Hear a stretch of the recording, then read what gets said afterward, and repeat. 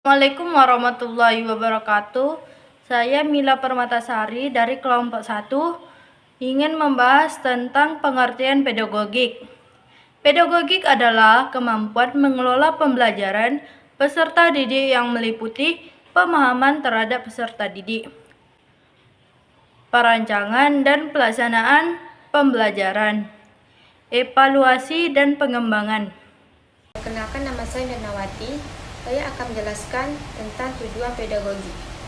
Tujuan pedagogi mampu membuat peserta didik mengembangkan potensi diri agar tingkah laku manusia mengalami perubahan seperti sikap, pengetahuan, keterampilan berpikir kritis dan kreatif, dan mendorong kemandirian serta tanggung jawab dalam belajar.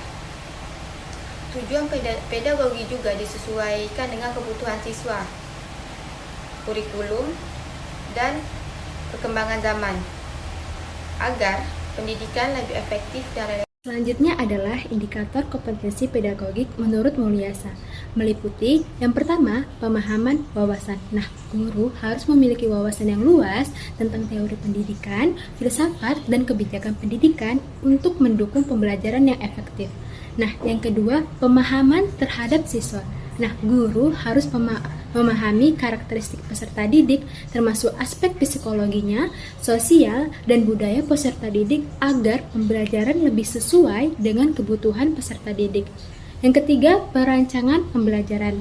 Guru harus mampu merancang sebuah pembelajaran yang sistematis dengan tujuan, strategi, metode, pendekatan, teknik, dan evaluasi yang sesuai dengan kurikulum dan kebutuhan siswa.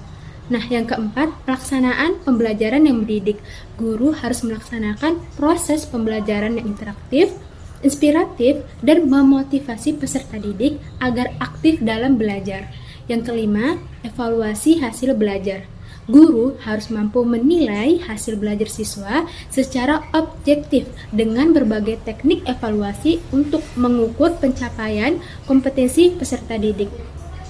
Yang keenam, pemanfaatan teknologi pembelajaran. Nah, guru harus bisa menggunakan teknologi dalam pembelajaran untuk meningkatkan efektivitas dan efisiensi proses belajar mengajar.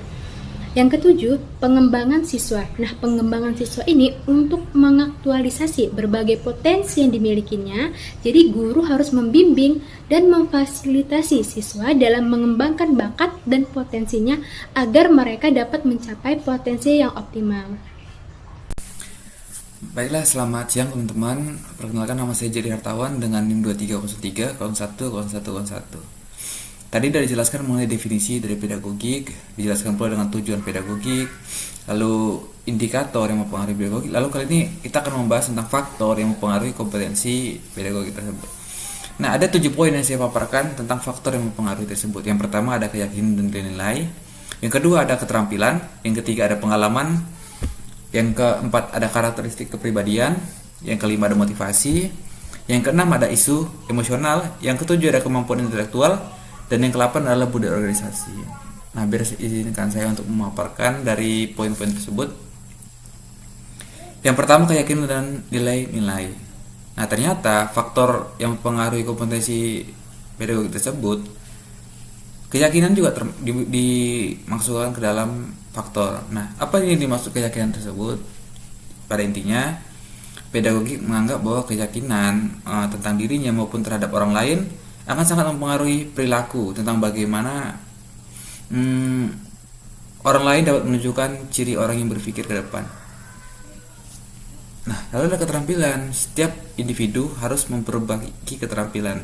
Dengan demikian, kecakapannya dalam kompetensi akan meningkat. Lalu ada pengalaman. Tentu kita semua tahu bahwa pengalaman pastinya menjadi faktor yang mempengaruhi pedagogi tersebut antara keahlian murid dan guru.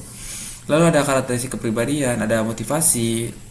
Sesuai yang disampaikan oleh banyak teori termuka, tentu motivasi juga sangat berpengaruh. Ada isu emosional tentang bagaimana kita memilah dan mengelola diri kita. Lalu ada kemampuan intelektual yang harusnya tentu dibutuhkan dalam kompetensi pedagogik. Lalu ada budaya organisasi yang mempengaruhi kompetensi sumber daya manusia dalam kegiatan antara lain proses rekrutmen, seleksi karyawan, sistem penghargaan, praktik pembinaan keputusan, filosofi organisasi. Baik, itu aja yang saya bisa saya paparkan. Selamat siang.